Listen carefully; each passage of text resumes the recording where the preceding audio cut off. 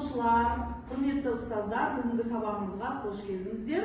Бүгінгі сабағымызда біз сендермен әділдік пен мейірімділікті өзімізге ту етіп, басқаларға, яғни жанымыздағы достарымызға көмектесуге дайын болайық. Ал сабаққа дайынбыз ба? Өте тамаша. Жарайсыздар балалар.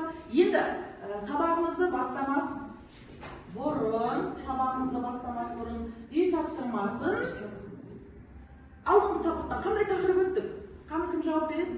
Зарифа айта қойшы. Қадыр Мырза әлі философ ақын. Қадыр Мырза әлі туралы өттік. Өте тамаша, жарайсың. Ал енді қазір сендердің қазақтың біртуар ақыны Қадыр Мырза әлінің өмірі және шығармашылығына байланысты үйге алғыш тапсырма берілген еді. Міне сол тапсырманы қаншалықты дәрежеде меңгергендеріңді айқындау үшін біз сендермен осы ортол әдісі арқылы қазір үй тапсырмасын пысықтап алайық. Яғни Зарифа көре ғой. Устранить. Иә.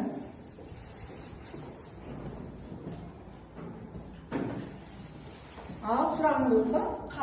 Қадыр Мырза әлі қашан қайда туған?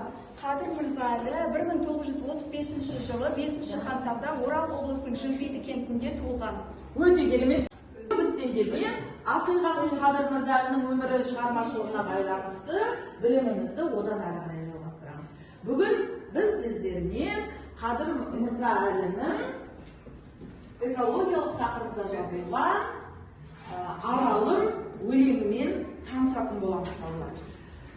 Арал ақ айдыным аңсаған, арал оралсаңшы қайтадан деген эпиграфпен бүгінгі сабағымызды бастаймыз. Енді балалар, бүгінгі сабақта біз сіздермен өздеріңіз көріп отырғандай, бүгінгі сабақтың мақсаты, яғни поэзиялық шығарманы тыңдап, шығармада көтерілген жалпы адамзаттық мәселені айқындаймыз. Сонымен қатар, біз сендермен грамматикалық тақырыбымыз сан есімдерді өтіп жатырмыз. Сол сан есімнің жасалу жолдары қандай екен және мәтіннің ішінде сол сан есімнің түрлерін ажырата білуді үйренетін боламыз балалар. Енді оқулықтарымды ашып қараған болсаңдар, бүгінгі сабағымыздың жаңа сөздері. Осы жаңа сөздерді мұқият жақсылап біліп алып, сабақтың өн бойында бұл сөздер біз үшін тапсырма барысында келетін болады. Сондықтан мұқият зер салып тыңдаңдар деп айтқым келеді. Енді бірінші сөзі оқимыз. Айдын. Қайталаңдаршы? Айдын. Мағынасы не екен? Поверхность водоема. Жақсы. Келесі. Айбын. Бірінші мен оқиын, содан кейін қайталайсыңдар. Айбын. Айбын. Тамаша. Тулау.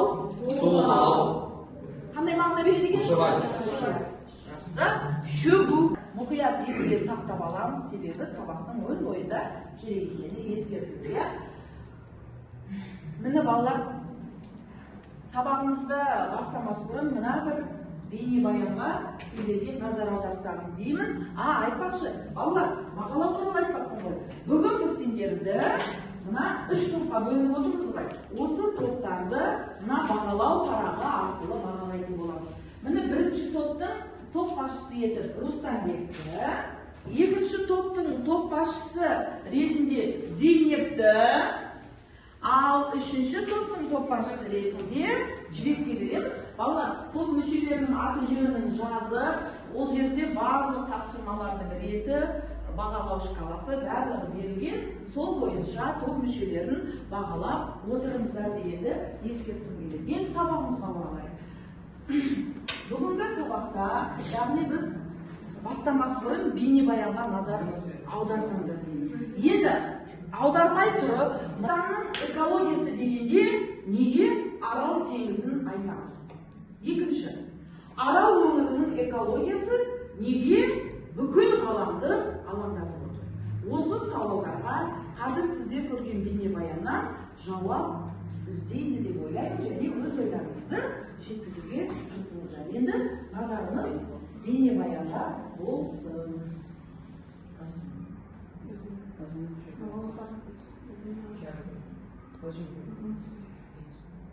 Арал теңізінің экологиялық алабынан барша адамзат баласы хабардар. Оның құрғауының себебі де бәріне мәлім.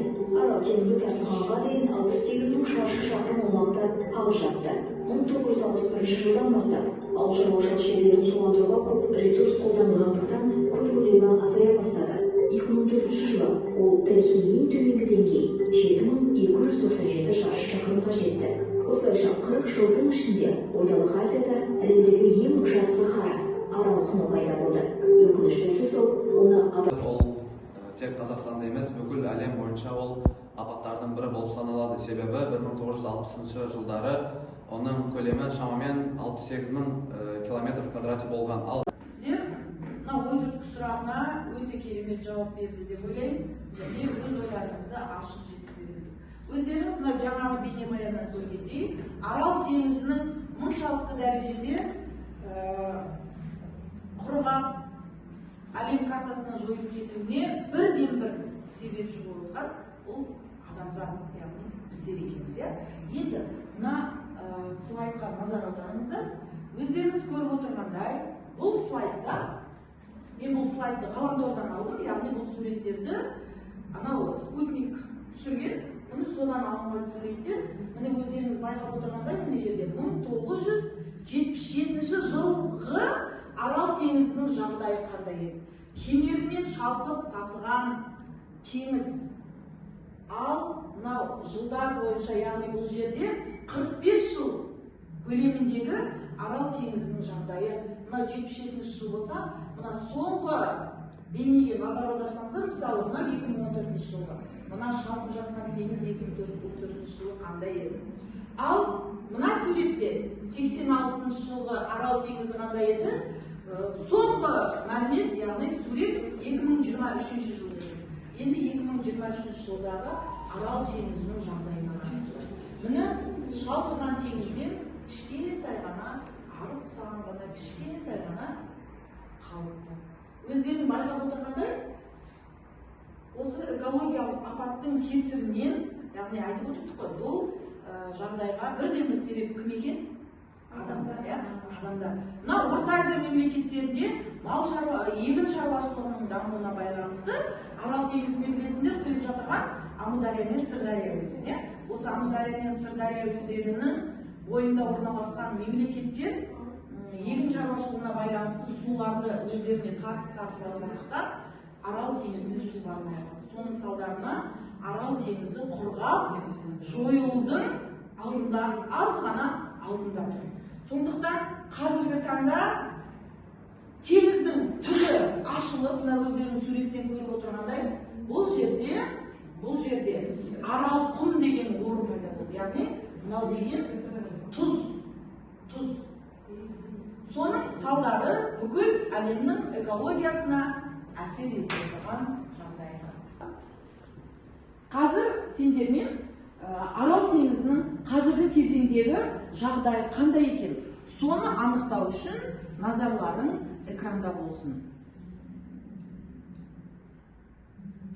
Арал теңізінің қазіргі таңдағы жай-күйі. Арал теңізі Қазақстан мен Өзбекстан аумағында орналасқан ірі су айдыны еді. 20 ғасырдың ортасында әлем бойынша көлемі жағынан 4-ші теңіз саналған. Алайда соңғы 60-70 жылда Арал теңізі адам әрекетінің әсерінен қатты тартылып, экологиялық апат аймағына айналды. 1960 жылдармен салыстырғанда Аралдың су қоры шамамен 90-ға дейін азайған. Қалыпқа келуін қалайсыз? Енді балалар қазір екінші тапсырма, дәптерді ашып жазамыз. Екінші тапсырма деңдер, жазылым тапсырмасы сендерге сұрақ. Автор, яғни ақын, осы Аралдың өлеңі арқылы қандай ой айтқысы келеді? Арал теңізінің тартылуы арқылы табиғаттың экологиялық әсерінің адамның табиғатқа немқұрайлы қарауының зардабын көрсетті. Ақын Аралды анаға, туған жерге теңейді. Теңіздің тартылуы тек судың кетуі емес, бүкіл тіршіліктің азаюы, табиғаттың тозуы қарай талдаймын. Біріншіден біз бунақтар табамыз. Бунақ дегеніміз ырғақтық бөлшек. Бунақтар өлеңді мәнерлеп, интонациямен оқығанда табылады. Оқып көрейікші. Шалқыған теңіз, толқыған теңіз, көгілдір көк айдыным. Биікте жүрген, бұлттарды сүзген, бұрынғы жоқ аймыным. Естіп тұрғандарыңызда мен кей жерлерде үзіліс жасадым. Соны бунақ деп айтамыз. Бунақ екі тік түзу сызықтармен белгіленеді. Серіктес сәтіміз керісінше жаса деп аталады. Орындарыңыздан отырыңыздар. Керісінше жасаймыз, ұстаздар, сіздер де сергіп алайықтар. Керісінше жасаймыз. Не айтылады? Керісінше. Ал, балалар, қолдарыңыз түсіріңіздер. Жақсы. Оңға бұрыңыздар. Оңға бұрыңыздар ма? Оң нәтті ме? Өте жақсы. Маған керісінше болды. Жақсы. Солға бұрыңыздар. Керісінше жасаймыз.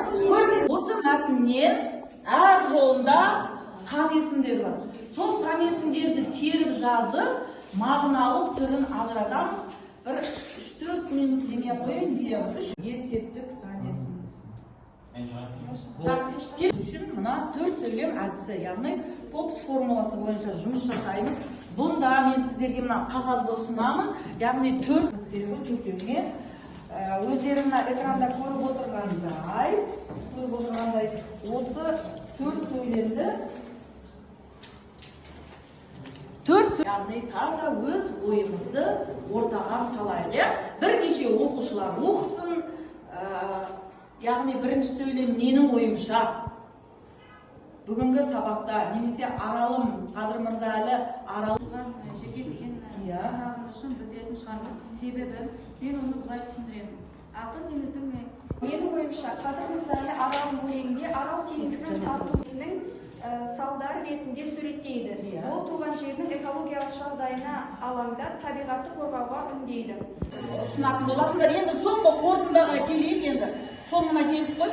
Балалар, бүгінгі сабақта біз сендермен Қадыр Мырза әлі ақынның Аралым өлеңімен таныстық, мәтінмен таныстық, онда көтерілген мәселелер туралы жалпы адамзаттық мәселе. Осы сабақ барысында үй тапсырмасын жазып аламыз, үйге 11-ші тапсырма 112-ші бет дәптерге белгілеп жазып аламыз.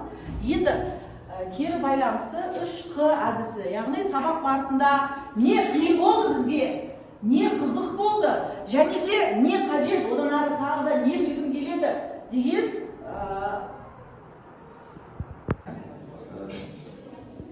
не қиын болды сен үшін?